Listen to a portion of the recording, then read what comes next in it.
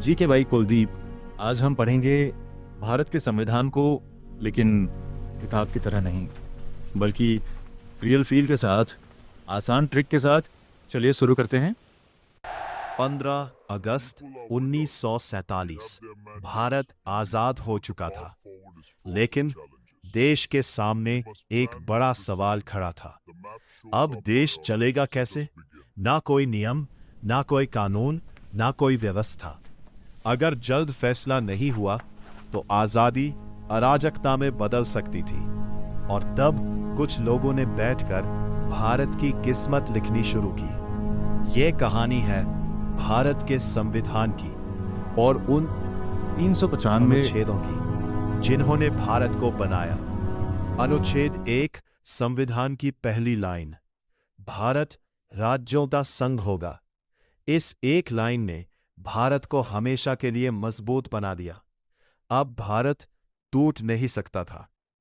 अनुच्छेद 2 संविधान ने संसद को शक्ति दी नए राज्यों को भारत में शामिल करने की, यानी भारत का विस्तार संभव था।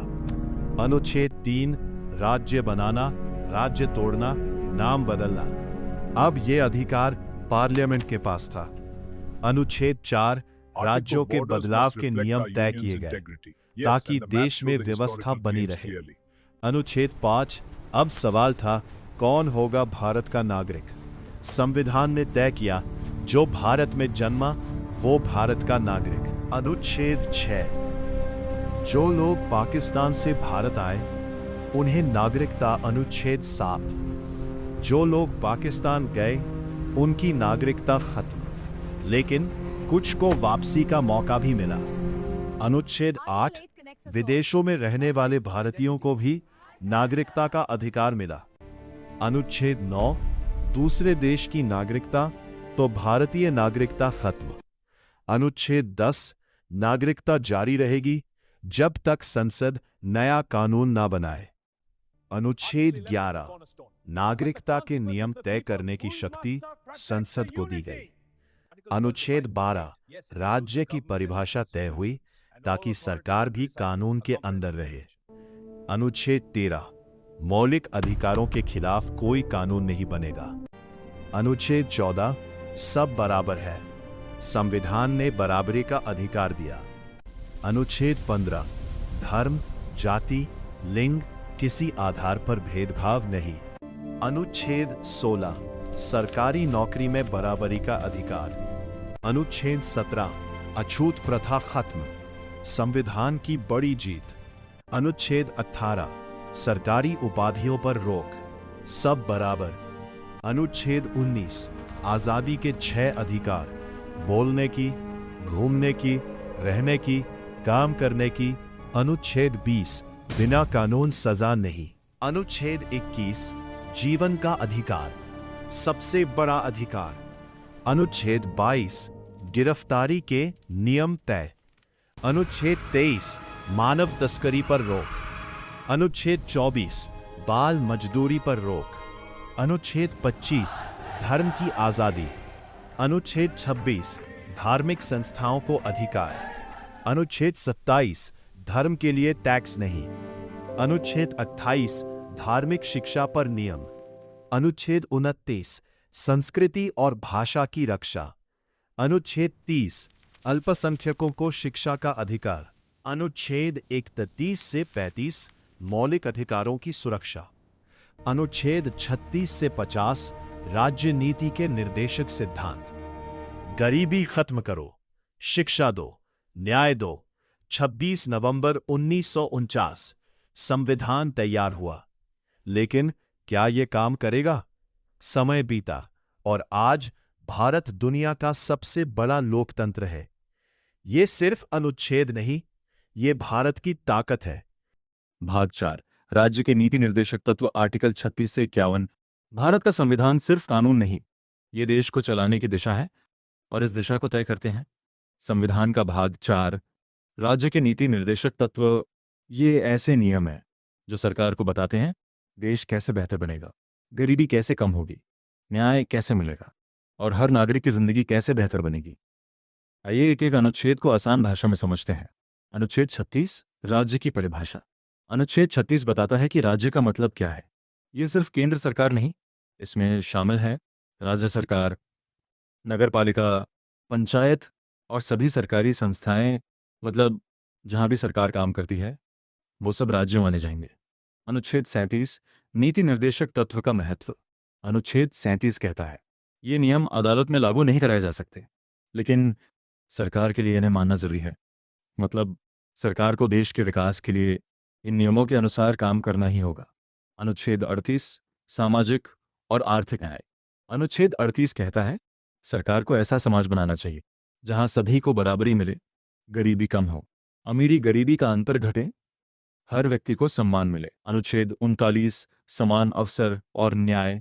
अनुच्छेद 39 कहता है देश के संसाधन सभी के लिए हो, पुरुष और महिला को समान वेतन मिले, बच्चों का शोषण ना हो, किसी को मजबूरी में काम न करना पड़े, मतलब हर नागरिक को समान अवसर मिले। अनुच्छेद 39 ए सभी के लिए न्याय। अनुच्छेद 39 ए कहता है गरीब व्यक्ति को भी न्याय मिलना चाहिए। अगर किसी के पास पैसे नहीं हैं तो सरकार उसे मुफ्त कानूनी सहायता देगी। अनुच्छेद 40 पंचायत व्यवस्था। अनुच्छेद 40 कहता है गांवों में पंचायत व्यवस्था मजबूत होनी चाहिए ताकि गांव खुद अपने फैसले ले सके और लोकतंत्र गांव तक पहुंचे। अनुच्छेद 41 काम और शिक्षा का अधिकार। अनुच्छेद 41 कहता है सरकार को नागरिकों को देना चाहिए काम का असर, शिक्षा और जरूरत पड़ने पर सहायता, मतलब किसी को अकेला नहीं छोड़ा जाएगा। अनुच्छेद 42 मजदूरों की सुरक्षा। अनुच्छेद 42 कहता है मजदूरों के लिए सुरक्षित काम का माहौल हो और महिलाओं को मातृत्व अवकाश मिले। अनुच्छेद 43 मजदूरों के लिए सम्मानजनक जीवन। अनुच्छेद 43 कहता है मजदूरों को उचित वेतन मिले, सम्मानजनक जीवन मिले और बेहतर काम की स्थिति मिले। अनुच्छेद 43 ए कर्मचारियों की भागीदारी। अनुच्छेद 43 ए कहता है कंपनी चलाने में कर्मचारियों को भी भागीदारी मिले। अनुच्छेद 44 समान नागरिक संहिता। अनुच्छेद 44 कहता है देश में सभी नागरिकों के लिए एक समान कानून होना चाहिए, मतलब एक देश एक कानून। अनुच्छेद 45 बच्चों की शिक्षा। अनुच्छेद 45 कहता है 6 साल तक के बच्चों को शिक्षा और देखभाल मिलनी चाहिए। अनुच्छेद 46 कमजोर वर्गों की मदद। अनुच्छेद 46 कहता है सरकार को कमजोर वर्गों की मदद करनी चाहिए, जैसे एससी, एसटी और गरीब वर्ग। अनुच्छेद 47 स्वास्थ्य और पोषण। अनुच्छेद 47 कहता है सरकार का कर्तव्य है लोगों को अच्छा भोजन मिले, स्वास्थ्य बेहतर हो और नशे को कम किया जाए। अनुच्छेद 48 कृषि और पशुपालन। अनुच्छेद 48 कहता है सरकार को खेती और पशुपालन को बढ़ावा देना चाहिए। अनुच्छेद 48 पर्यावरण संरक्षण। अनुच्छेद 48 कहता है सरकार को पर्यावरण की रक्षा करनी चाहिए, जंगल बचाने चाहिए, जानवरों की रक्षा करनी चाहिए। अनुच्छेद 49 ऐतिहासिक स्मारकों की रक्षा। अनुच्छेद 49 कहता है देश के ऐतिहासिक स्मारकों की रक्षा करनी चाहिए। अनुच्छेद 50 न्यायपालिका की स्वतंत्रता। अनुच्छेद 50 कहता है न्यायपालिका को सरकार से अलग रखा जाए ताकि न्याय निष्पक्ष हो। अनुच्छेद 51 अंतर्राष्ट्रीय शांति। अनुच्छेद 51 कहता है भारत को दुनिया में शांति बनाए रखनी चाहिए और अंतर्राष्ट्रीय संबंध मजबूत करने चाहिए। भाग 4 हमें बताता है सरकार सिर्फ शासन नहीं करती, वो देश को बेहतर बनाती है। गरीबों की मदद, बच्चों की शिक्षा, महिलाओं की सुरक्षा, पर्यावरण की रक्षा, ये सब भाग 4 की ही देन है। संविधान का भाग 4 भारत के उज्जवल भविष्य की दिशा है। अनुच्छेद 51 ए मूल कर्तव्य। अनुच्छेद 51 ए नागरिकों के मूल कर्तव्यों को बताता है, जैसे संविधान का सम्मान करना, देश की एकता बनाए रखना और पर्यावरण की रक्षा करना। यह अनुच्छेद हमें याद दिलाता है कि अधिकारों के साथ साथ देश के प्रति हमारी जिम्मेदारियां भी उतनी ही जरूरी हैं। भाग 5 संघ यूनियन। भारत का संविधान सिर्फ अधिकार नहीं देता, ये बताता भी है देश चलेगा कैसे, देश का राष्ट्रपति कौन होगा, प्रधानमंत्री कैसे चुना जाएगा, संसद कैसे काम करेगी और न्याय कौन देगा। इन सभी सवालों का जवाब मिलता है संविधान के भाग 5 में। आइए अनुच्छेद 52 से 151 तक एक एक करके समझते हैं। राष्ट्रपति आर्टिकल 5262। अनुच्छेद 52 राष्ट्रपति। भारत में एक राष्ट्रपति होगा। राष्ट्रपति देश का सर्वोच्च पद होता है, लेकिन राष्ट्रपति देश का प्रतीक होता है, असल फैसले सरकार लेती है। अनुच्छेद 53 कार्यपालिका शक्ति। देश की सारी कार्यपालिका शक्ति राष्ट्रपति के नाम पर चलती है, लेकिन असल शक्ति प्रधानमंत्री और मंत्रिपरिषद के पास होती है। अनुच्छेद 54, राष्ट्रपति का चुनाव। राष्ट्रपति को जनता सीधे नहीं चुनती, सांसद और विधायक मिलकर राष्ट्रपति का चुनाव करते हैं। अनुच्छेद 55, चुनाव की प्रक्रिया। राष्ट्रपति का चुनाव कुछ संतुलित तरीके से होता है ताकि सभी राज्यों का प्रतिनिधित्व हो। अनुच्छेद 56, कार्यकाल। राष्ट्रपति का कार्यकाल 5 साल का होता है। अनुच्छेद 57, पुनः चुनाव। राष्ट्रपति दोबारा भी चुने जा सकते हैं। अनुच्छेद 58, योग्यता। राष्ट्रपति बनने के लिए भारत का नागरिक होना जरूरी है। 35 वर्ष आयु होनी चाहिए। अनुच्छेद 59, पद की शर्तें। राष्ट्रपति कोई अन्य पद नहीं रख सकता। अनुच्छेद 60, शपथ। राष्ट्रपति संविधान की रक्षा की शपथ लेते हैं। अनुच्छेद 61, महाभियोग। अगर राष्ट्रपति संविधान का उल्लंघन करे तो उन्हें पद से हटाया जा सकता है। अनुच्छेद 62, रिक्त पद। अगर राष्ट्रपति पद खाली हो जाए तो नया चुनाव होगा। आर्टिकल 63, भारत में एक उपराष्ट्रपति होगा। आर्टिकल 64, उपराष्ट्रपति राज्यसभा का सभापति होगा। आर्टिकल 65, राष्ट्रपति अनुपस्थित हो तो उपराष्ट्रपति कार्य संभालता है। आर्टिकल 66, उपराष्ट्रपति का चुनाव सांसद करते हैं। आर्टिकल 67, उपराष्ट्रपति का कार्यकाल 5 वर्ष होता है। आर्टिकल 68, उपराष्ट्रपति पद खाली होने पर चुनाव होगा। आर्टिकल 69, उपराष्ट्रपति पद ग्रहण करते समय शपथ लेते हैं। आर्टिकल 70, राष्ट्रपति के कार्यों के लिए अन्य व्यवस्था की जा सकती है। आर्टिकल 71, राष्ट्रपति और उपराष्ट्रपति चुनाव विवाद सुप्रीम कोर्ट तय करता है। आर्टिकल 72, राष्ट्रपति को दया याचिका स्वीकार या खारिज करने का अधिकार है। आर्टिकल 73, केंद्र सरकार की कार्यपालिका शक्ति की सीमा तय की गई है। आर्टिकल 74, राष्ट्रपति को सलाह देने के लिए मंत्रिपरिषद होगी। आर्टिकल 75, प्रधानमंत्री और मंत्रियों की नियुक्ति राष्ट्रपति करता है। आर्टिकल 76, भारत का अटॉर्नी जनरल देश का मुख्य कानूनी सलाहकार होता है। आर्टिकल 77, सरकार के कार्य राष्ट्रपति के नाम से किए जाते हैं। आर्टिकल 78, प्रधानमंत्री राष्ट्रपति को सरकार की जानकारी देते हैं। आर्टिकल 79, संसद लोकसभा और राज्यसभा से मिलकर बनेगी। आर्टिकल 80, राज्यसभा की संरचना तय की गई है। आर्टिकल 81, लोकसभा की संरचना तय की गई है। आर्टिकल 82, जनगणना के बाद सीटों का पुनः निर्धारण होगा। आर्टिकल 83, लोकसभा का कार्यकाल 5 साल होता है। आर्टिकल 84, सांसद बनने की योग्यता तय की गई है। आर्टिकल 85, राष्ट्रपति संसद का सत्र बुलाते हैं। आर्टिकल 86, राष्ट्रपति संसद को संबोधित कर सकते हैं। आर्टिकल 87, राष्ट्रपति संसद के पहले सत्र में भाषण देते हैं। आर्टिकल 88, मंत्री और अटॉर्नी जनरल संसद में भाग ले सकते हैं। आर्टिकल 89, राज्यसभा के सभापति और उपसभापति होंगे। आर्टिकल 90, उपसभापति पद छोड़ सकता है या हटाया जा सकता है। आर्टिकल 91, सभापति अनुपस्थित हो तो उपसभापति कार्य करेगा। आर्टिकल 92, सभापति हटाने के प्रस्ताव में वो भाग नहीं ले सकता। आर्टिकल 93, लोकसभा में अध्यक्ष और उपाध्यक्ष होंगे। आर्टिकल 94, अध्यक्ष और उपाध्यक्ष पद छोड़ सकते हैं। आर्टिकल 95, अध्यक्ष अनुपस्थित हो तो उपाध्यक्ष कार्य करेगा। आर्टिकल 96, अध्यक्ष हटाने के प्रस्ताव में वो भाग नहीं ले सकता। आर्टिकल 97, संसद के पदाधिकारियों का वेतन तय किया गया है। आर्टिकल 98, संसद का सचिवालय होगा। आर्टिकल 99, सांसद शपथ लेकर पद ग्रहण करते हैं। आर्टिकल 100, संसद में मतदान की प्रक्रिया तय की गई है। आर्टिकल 101, एक व्यक्ति 2 सीटों पर सदस्य नहीं रह सकता। आर्टिकल 102, सांसद की अयोग्यता की शर्तें तय की गई हैं। आर्टिकल 103, अयोग्यता का फैसला राष्ट्रपति करता है।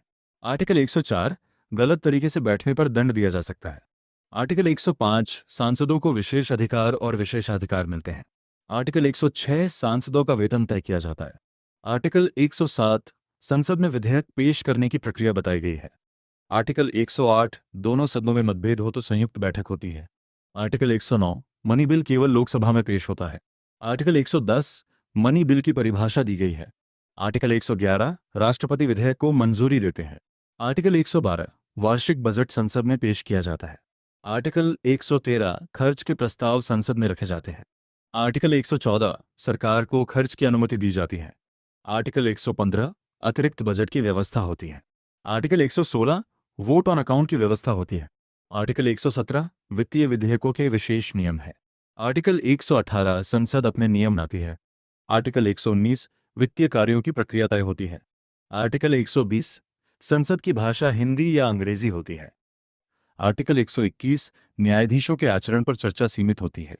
आर्टिकल 122, संसद की कार्यवाही पर अदालत हस्तक्षेप नहीं कर सकती। आर्टिकल 123, संसद सत्र में न हो तो राष्ट्रपति अध्यादेश जारी कर सकते हैं। आर्टिकल 124 भारत में सर्वोच्च न्यायालय की स्थापना की गई है। आर्टिकल 125 सुप्रीम कोर्ट के न्यायाधीशों का वेतन तय किया गया है। आर्टिकल 126 मुख्य न्यायाधीश अनुपस्थित हो तो कार्यवाहक नियुक्त होगा। आर्टिकल 127 आवश्यकता पड़ने पर अतिरिक्त न्यायाधीश नियुक्त किए जा सकते हैं। आर्टिकल 128 सेवानिवृत्त न्यायाधीशों को भी बुलाया जा सकता है। आर्टिकल 129 सुप्रीम कोर्ट अभिलेख न्यायालय होगा। आर्टिकल 130 सुप्रीम कोर्ट का स्थान तय किया गया है। आर्टिकल 131 केंद्र और राज्यों के विवाद सुप्रीम कोर्ट देखता है। आर्टिकल 132 संवैधानिक मामलों में अपील सुप्रीम कोर्ट जा सकती है। आर्टिकल 133 सिविल मामलों में अपील सुप्रीम कोर्ट में जा सकती है। आर्टिकल 134 आपराधिक मामलों में सुप्रीम कोर्ट में अपील हो सकती है। आर्टिकल 134 ए हाई कोर्ट अपील की अनुमति दे सकता है। आर्टिकल 135 पुराने मामलों की शक्तियां सुप्रीम कोर्ट को मिलती हैं। आर्टिकल 136 सुप्रीम कोर्ट विशेष अनुमति से अपील सुन सकता है।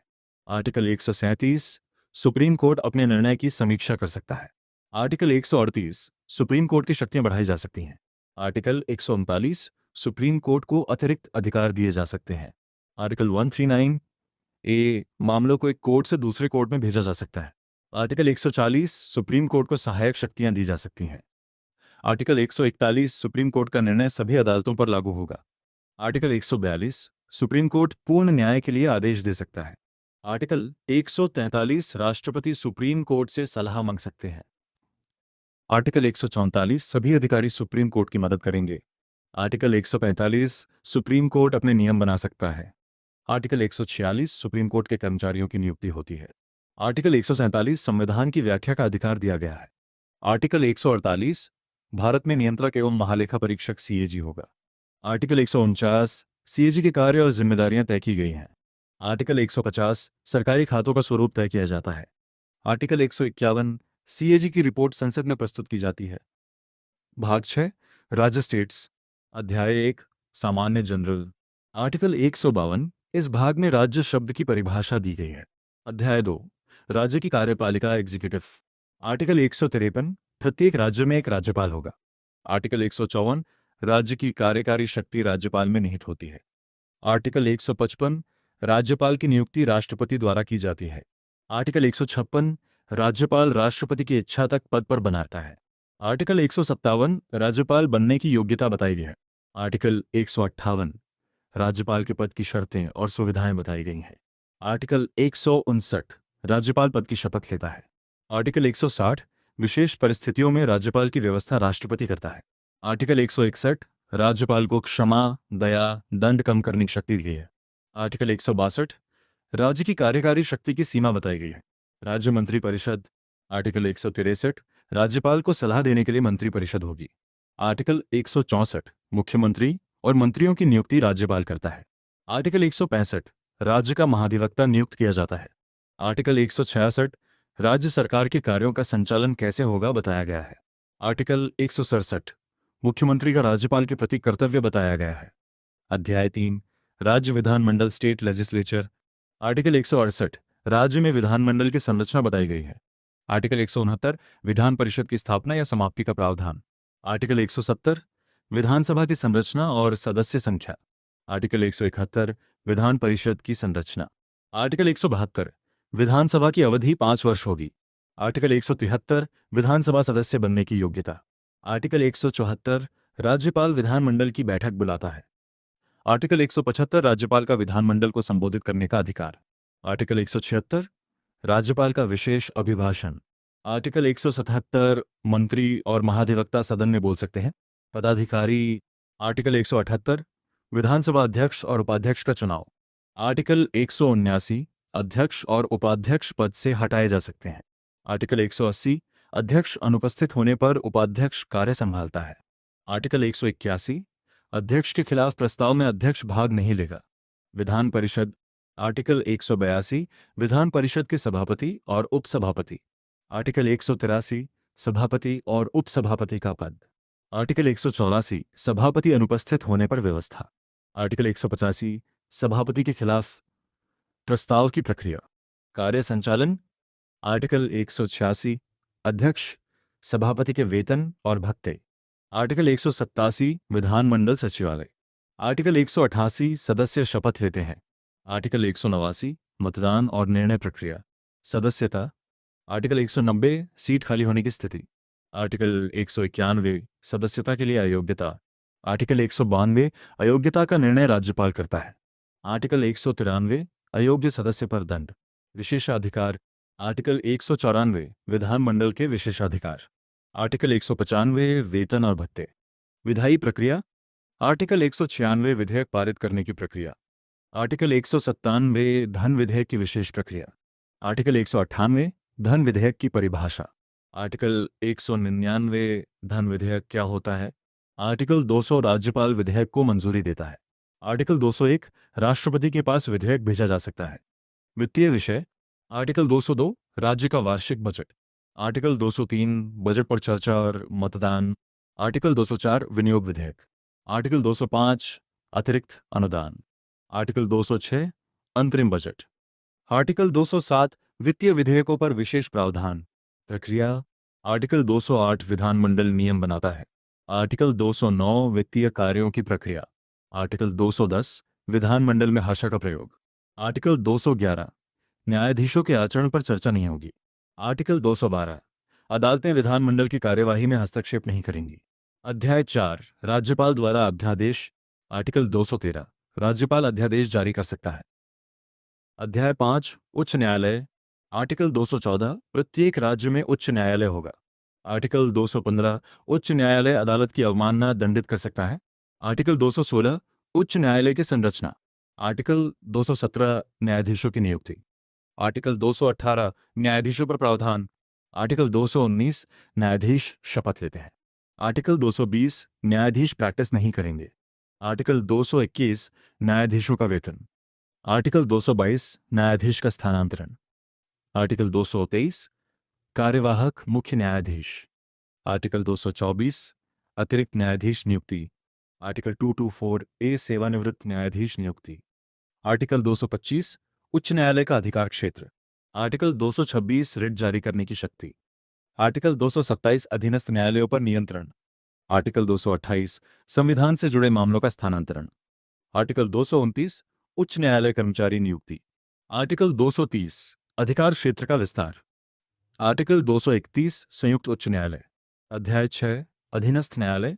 आर्टिकल 233 जिला न्यायाधीश नियुक्ति। आर्टिकल 234 अन्य न्यायिक अधिकारियों की नियुक्ति। आर्टिकल 235 अधीनस्थ न्यायालयों पर नियंत्रण। आर्टिकल 236 जिला न्यायाधीश की परिभाषा। आर्टिकल 237 मजिस्ट्रेट को न्यायिक सेवा में शामिल करना। भारतीय संविधान भाग 8 केंद्र शासित प्रदेश यूनियन टेरिटरीज अनुच्छेद 239 से 242।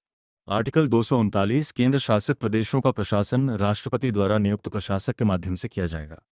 आर्टिकल 239 ए कुछ केंद्र शासित प्रदेशों जैसे पुदुचेरी के लिए विधानमंडल और मंत्रिपरिषद बनाने का प्रावधान किया गया है। आर्टिकल 239 ए दिल्ली राष्ट्रीय राजधानी क्षेत्र के लिए विशेष प्रावधान जिसमें विधानसभा और मंत्रिपरिषद की व्यवस्था दी गई है। आर्टिकल 239 ए बी यदि दिल्ली में संवैधानिक व्यवस्था विफल हो जाए तो राष्ट्रपति शासन लगाया जा सकता है।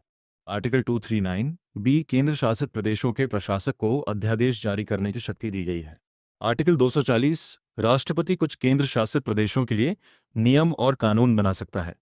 आर्टिकल 241 केंद्र शासित प्रदेशों के लिए उच्च न्यायालय की व्यवस्था की जाती है। आर्टिकल 242 यह अनुच्छेद पहले मौजूद था लेकिन बाद में संविधान संशोधन द्वारा हटा दिया गया। भारतीय संविधान भाग 9 पंचायतें।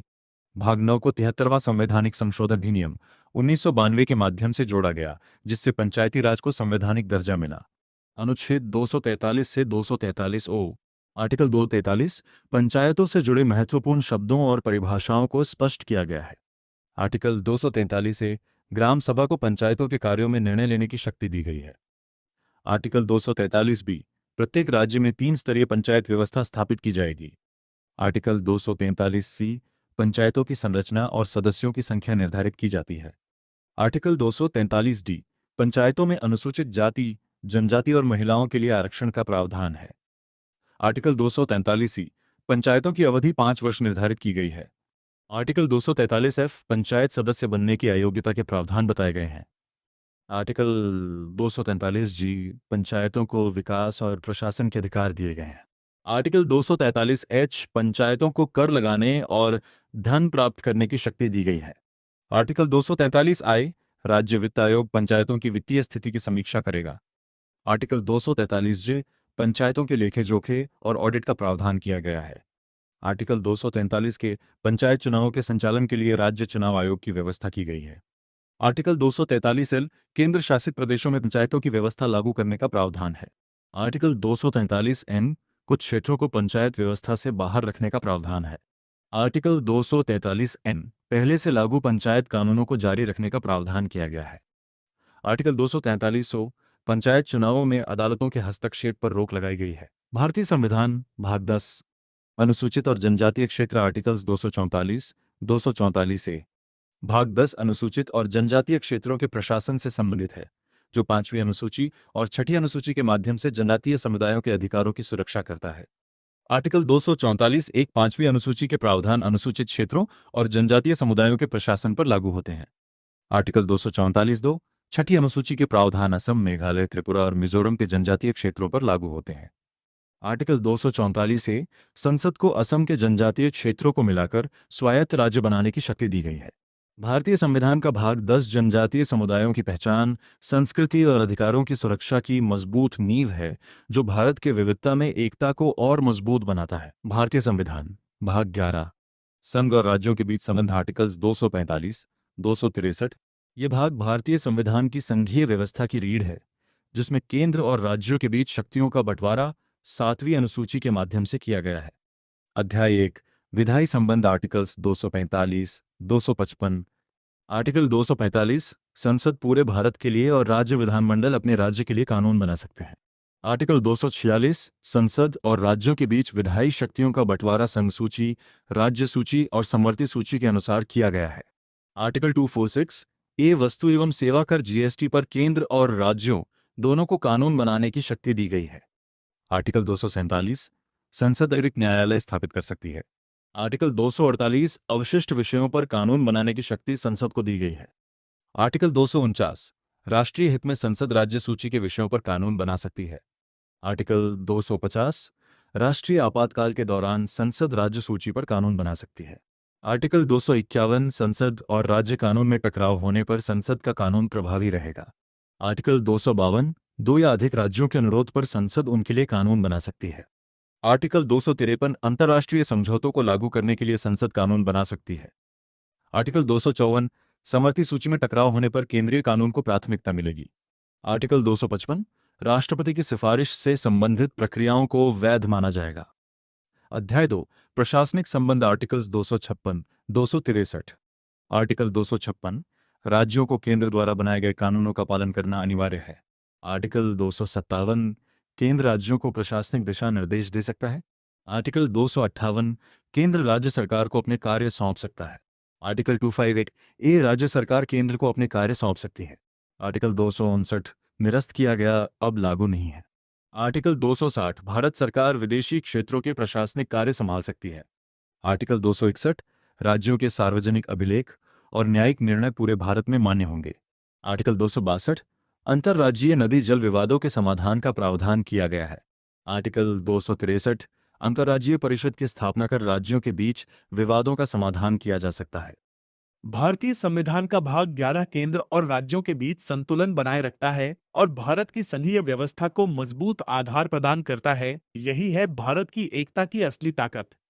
भारतीय संविधान भाग 12 वित्त, संपत्ति, संविदाएं और वाद आर्टिकल्स 264, 300 एम्पीयर के ये भाग भारतीय संविधान में केंद्र और राज्यों के बीच वित्तीय संबंध, संपत्ति, उधार और मुकदमों की व्यवस्था को निर्धारित करता है। अध्याय 1 वित्त आर्टिकल्स 264, 291 आर्टिकल 264 इस भाग में वित्त से संबंधित शब्दों की व्याख्या की गई है। आर्टिकल 265 बिना कानून के कोई कर नहीं लगाया जाएगा। आर्टिकल 266 भारत और राज्यों की संचित निधि और लोक लेखा निधि का प्रावधान। आर्टिकल 267 आकस्मिक निधि कंटिजेंसी फंड की स्थापना का प्रावधान। आर्टिकल 268 कुछ कर केंद्र द्वारा लगाए जाते हैं लेकिन राज्य द्वारा वसूले जाते हैं। आर्टिकल 269 कुछ कर केंद्र द्वारा लगाए और वसूले जाते हैं लेकिन राज्यों को दिए जाते हैं। आर्टिकल 269 एम्पीयर अंतर्राज्यीय जीएसटी से प्राप्त कर का वितरण। आर्टिकल 270 केंद्र और राज्यों के बीच करों का वितरण। आर्टिकल 271 संसद अतिरिक्त अधिभार सरचार्ज लगा सकती है। आर्टिकल 272 निरस्त किया गया। आर्टिकल 273 कुछ राज्यों को अनुदान देने का प्रावधान। आर्टिकल 274 कर संबंधी विधेयकों के लिए राष्ट्रपति की सिफारिश आवश्यक। आर्टिकल 275 राज्यों को केंद्र द्वारा अनुदान दिए जा सकते हैं। आर्टिकल 276 पेशा व्यापार और रोजगार पर कर लगाने की शक्ति राज्यों को। आर्टिकल 278 पुराने कर लागू रहेंगे जब तक संसद अन्यथा ना कहे। आर्टिकल 278 निरस्त किया गया। आर्टिकल 279 करों की गणना की प्रक्रिया। आर्टिकल 279 एम्पियर जीएसटी परिषद की स्थापना।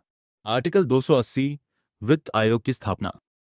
आर्टिकल 281 वित्त आयोग की रिपोर्ट संसद में प्रस्तुत की जाती है। आर्टिकल 282 केंद्र और राज्य सार्वजनिक उद्देश्य के लिए अनुदान दे सकते हैं। आर्टिकल 283 निधियों की संरक्षा और संचालन का प्रावधान।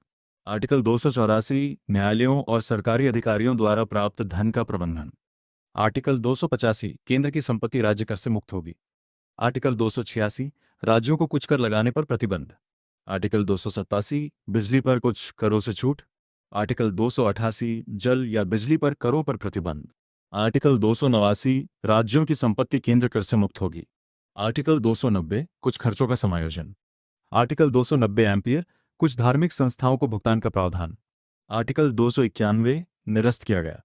अध्याय 2 उधार लेना बोरिंग। आर्टिकल 292 293 आर्टिकल 292 केंद्र सरकार को उधार लेने की शक्ति दी गई है। आर्टिकल 293 राज्य सरकार को उधार लेने की शक्ति दी गई है।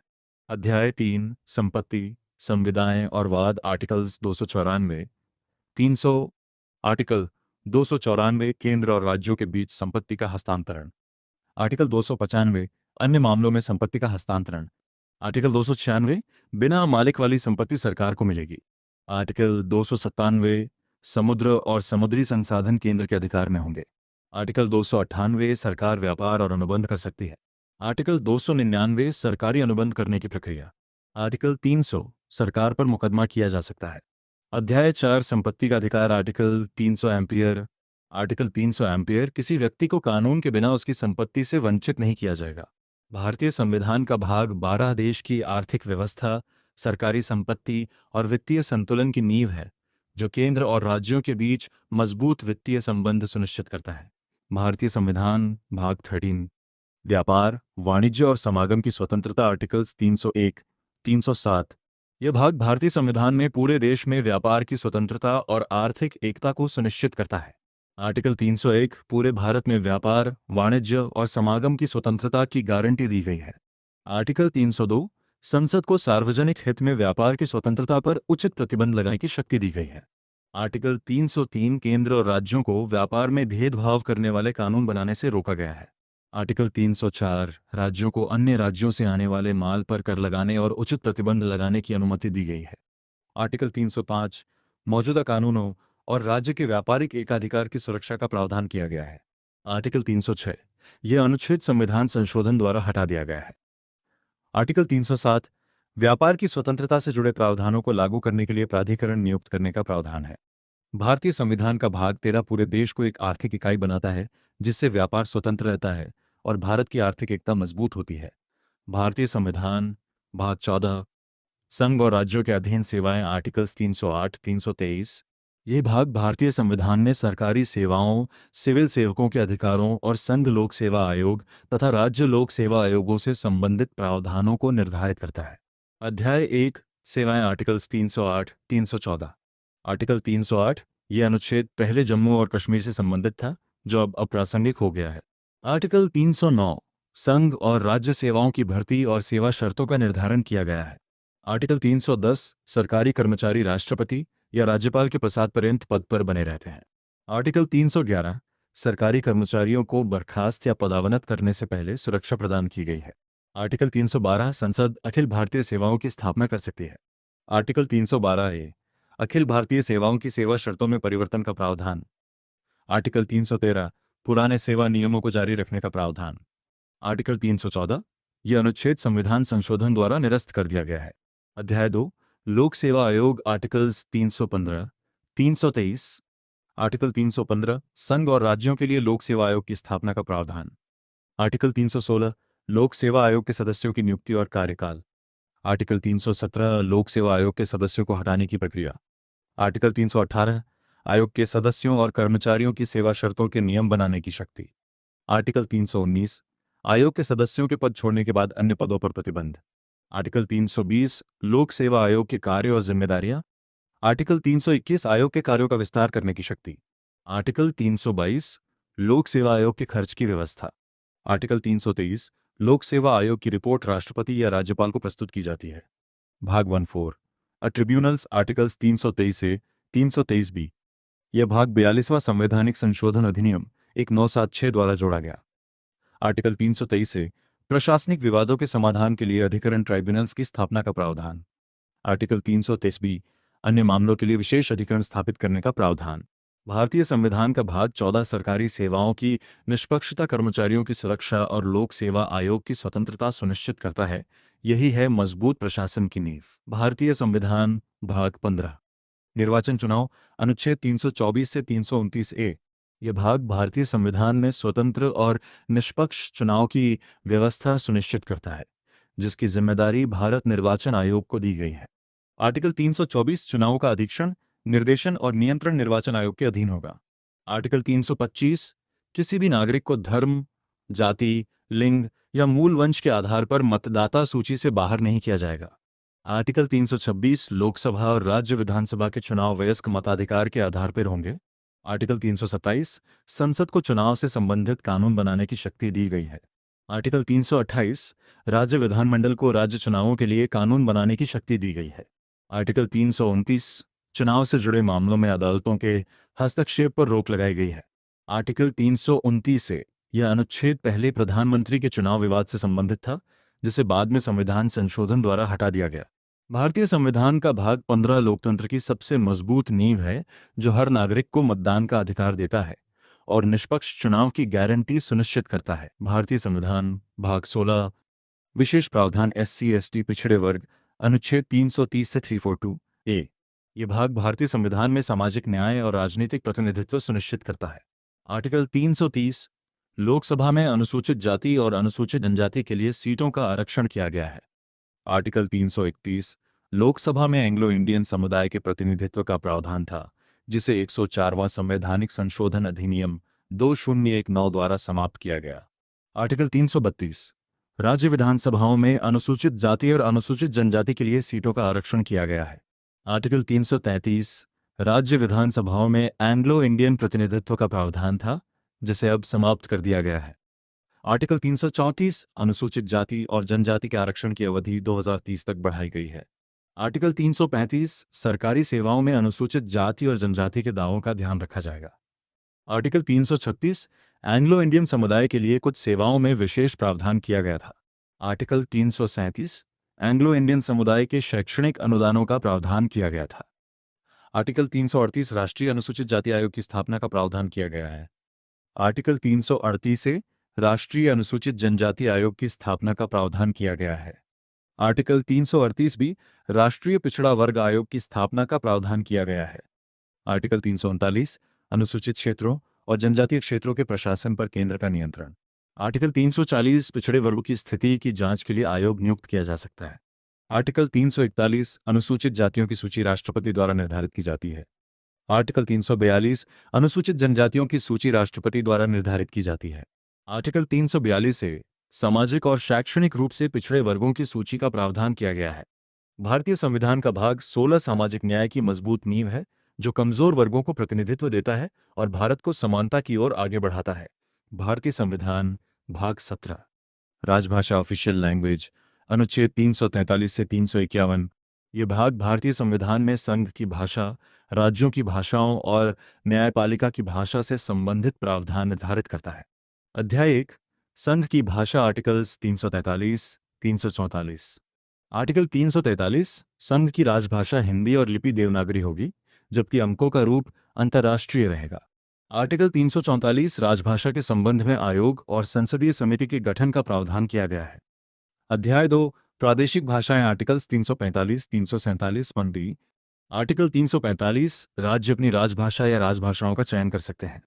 आर्टिकल 346 राज्यों और केंद्र के बीच संचार की भाषा निर्धारित की गई है।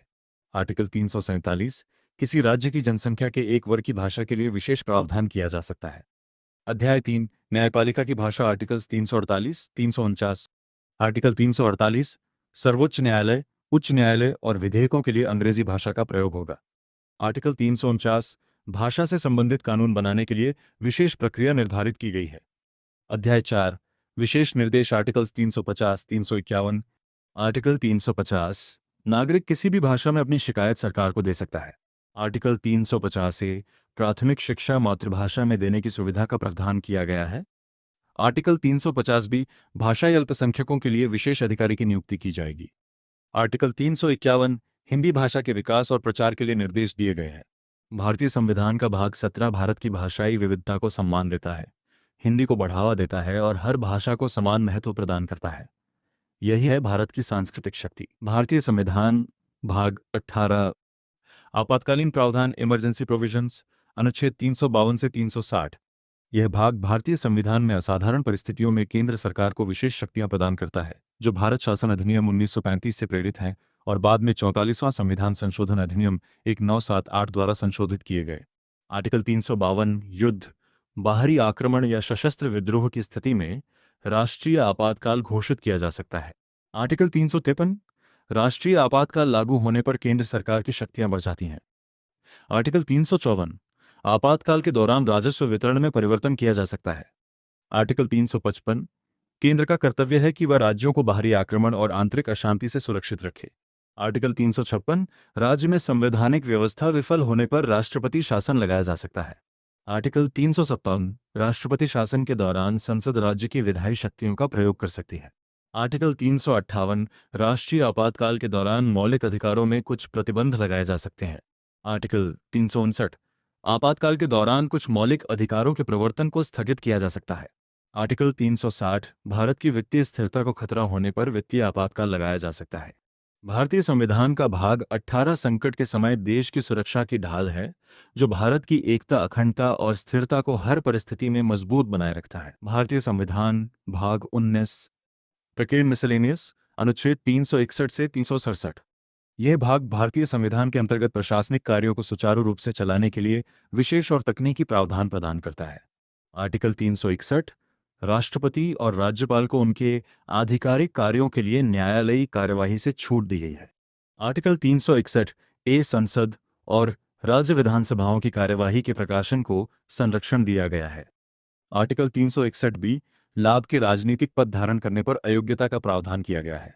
आर्टिकल 362 देशी रियासतों के शासकों के विशेषाधिकारों से संबंधित प्रावधान अब हटाया गया। आर्टिकल 363 संधियों और समझौतों से जुड़े विवादों में न्यायालयों के हस्तक्षेप पर रोक लगाई गई है। आर्टिकल 364 प्रमुख बंदरगाहों और हवाई अड्डों के संबंध में विशेष प्रावधान किया गया है।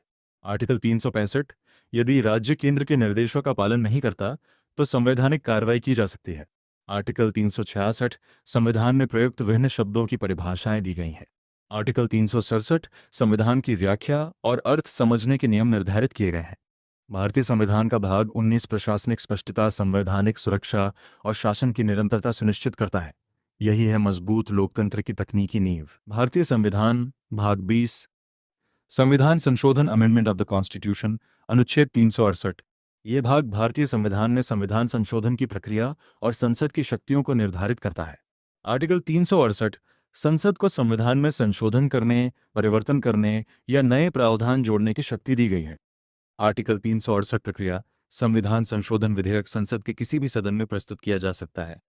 आर्टिकल 368 विशेष बहुमत संशोधन पारित करने के लिए दोनों सदनों में विशेष बहुमत आवश्यक होता है। आर्टिकल 368 राज्यों की भूमिका संघीय ढांचे से जुड़े संशोधनों के लिए आधे राज्यों की मंजूरी जरूरी होती है। आर्टिकल 368 राष्ट्रपति की सहमति संसद द्वारा पारित संशोधन राष्ट्रपति की मंजूरी के बाद लागू होता है। आर्टिकल 368 महत्वपूर्ण संशोधन 24वां संविधान संशोधन अधिनियम 1971 के बाद राष्ट्रपति के लिए संशोधन पर हस्ताक्षर करना अनिवार्य कर दिया गया। भारतीय संविधान का भाग 20 समय के साथ बदलते भारत की जरूरतों के अनुसार संविधान को अपडेट करने की शक्ति देता है। यही है जीवंत लोकतंत्र की पहचान। भारत का संविधान स्थिर भी और लचीला भी। भारतीय संविधान भाग 21 अस्थायी संक्रमणकालीन और विशेष उपबंध आर्टिकल्स 369 392। यह भाग भारतीय संविधान में विभिन्न राज्यों और विशेष परिस्थितियों के लिए अस्थायी और विशेष प्रावधान प्रदान करता है। आर्टिकल 369 संसद को कुछ विषयों पर अस्थायी अवधि के लिए कानून बनाने की विशेष शक्ति दी गई। आर्टिकल 370 जम्मू और कश्मीर को विशेष दर्जा दिया गया था, जिसे 2019 में समाप्त कर दिया गया।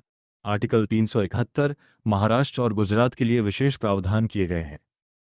आर्टिकल 371 नागालैंड के लिए धार्मिक, सामाजिक और पारंपरिक कानूनों की सुरक्षा का प्रावधान। आर्टिकल 371 असम के जनजातीय क्षेत्रों के लिए विशेष समिति का प्रावधान। आर्टिकल 371 मणिपुर के लिए विशेष व्यवस्था और समिति का प्रावधान। आर्टिकल 371 आंध्र प्रदेश में क्षेत्रीय समानता और अवसरों का प्रावधान। आर्टिकल 371 आंध्र प्रदेश में केंद्रीय विश्वविद्यालय की स्थापना का प्रावधान। आर्टिकल 371 सिक्किम के लिए विशेष संवैधानिक प्रावधान। आर्टिकल 371 मिजोरम की पारंपरिक व्यवस्था की सुरक्षा। आर्टिकल 371 अरुणाचल प्रदेश के राज्यपाल को विशेष शक्तियां दी गई हैं। आर्टिकल 371 गोवा के लिए विशेष प्रावधान। आर्टिकल 371 कर्नाटक के हैदराबाद कर्नाटक क्षेत्र के विकास का प्रावधान। आर्टिकल 372 स्वतंत्रता से पहले के कानूनों को जारी रखने का प्रावधान। आर्टिकल 372 संविधान लागू होने के बाद कानूनों में संशोधन का प्रावधान। आर्टिकल 373 निवारक निरोध के आदेश जारी रखने की शक्ति। आर्टिकल 374 संघीय न्यायालय से सर्वोच्च न्यायालय में मामलों का स्थानांतरण। आर्टिकल 375 संविधान लागू होने के बाद न्यायालयों के कार्य जारी रहेंगे। आर्टिकल 376 उच्च न्यायालय के न्यायाधीशों की सेवा जारी रखने का प्रावधान। आर्टिकल 377 नियंत्रक एवं महालेखा परीक्षक के कार्य जारी रखने का प्रावधान। आर्टिकल 378 लोक सेवा आयोग के सदस्यों के पद जारी रहने का प्रावधान। आर्टिकल 378 आंध्र प्रदेश पुनर्गठन से संबंधित विशेष प्रावधान। आर्टिकल 379 संसद के गठन तक अस्थायी व्यवस्था का प्रावधान। आर्टिकल 380 राष्ट्रपति के कर्तव्यों से संबंधित अस्थायी व्यवस्था। आर्टिकल 381 राज्यपाल से संबंधित अस्थायी व्यवस्था। आर्टिकल 382 अंतरिम संसद से संबंधित प्रावधान। आर्टिकल 383 संक्रमणकालीन प्रशासनिक प्रावधान। आर्टिकल 384 चुनाव से संबंधित संक्रमणकालीन व्यवस्था। आर्टिकल 385 विधानमंडल की अस्थायी व्यवस्था। आर्टिकल 386 विशेष संक्रमणकालीन प्रावधान। आर्टिकल 387 राष्ट्रपति को संक्रमणकालीन कठिनाइयों को दूर करने की शक्ति। आर्टिकल 388 संक्रमणकालीन वित्तीय व्यवस्था। आर्टिकल 389 संविधान लागू होने से संबंधित प्रावधान। आर्टिकल 390 राज्यों के प्रशासन से संबंधित अस्थायी प्रावधान। आर्टिकल 391 विशेष परिस्थितियों में राष्ट्रपति की शक्तियां। आर्टिकल 392 संविधान लागू करने में कठिनाइयों को दूर करने के लिए राष्ट्रपति को शक्ति दी गई। भारतीय संविधान का भाग 21 भारत की विविधता को समझते हुए अलग अलग राज्यों के लिए विशेष प्रावधान करता है। यही है भारत के लचीले संघवाद की असली ताकत। भारतीय संविधान भाग 22 संक्षिप्त नाम प्रारंभ हिंदी में प्राधिकृत पाठ और निरसन आर्टिकल्स 393 395। यह भाग भारतीय संविधान का अंतिम भाग है जो संविधान के नाम लागू होने और पुराने कानूनों के निरसन से संबंधित है। आर्टिकल 393 इस संविधान का संक्षिप्त नाम भारत का संविधान रखा गया है। आर्टिकल 394 संविधान 26 जनवरी 1950 से लागू हुआ जिसे आज गणतंत्र दिवस के रूप में मनाया जाता है। आर्टिकल 394 संविधान का अधिकृत हिंदी पाठ राष्ट्रपति द्वारा प्रकाशित किया जाएगा। आर्टिकल 395 भारतीय स्वतंत्रता अधिनियम 1947 और भारत शासन अधिनियम 1935 को निरस्त कर दिया गया। भारतीय संविधान का भाग 22 संविधान के समापन का प्रतीक है। 26 जनवरी 1950 जब भारत ने खुद को एक संप्रभु लोकतांत्रिक गणराज्य घोषित किया और यहीं से शुरू हुई दुनिया के सबसे बड़े लोकतंत्र की ऐतिहासिक यात्रा। यही है भारत का संविधान। सिर्फ एक किताब नहीं, यह है 140 करोड़ लोगों की ताकत। अनुच्छेद 1 से 395 तक हर शब्द, हर अधिकार हमारी आज़ादी की कहानी कहता है।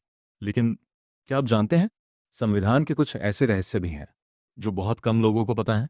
अगली वीडियो में हम खोलेंगे संविधान के वो छुपे हुए राज जो आपको चौंका देंगे। अगर आप भी चाहते हैं भारत को गहराई से समझना, संविधान को आसान भाषा में सीखना, तो अभी चैनल को सब्सक्राइब करें और बेल आइकॉन दबाएं, क्योंकि ये सिर्फ वीडियो नहीं, ये है भारत को समझने की शुरुआत।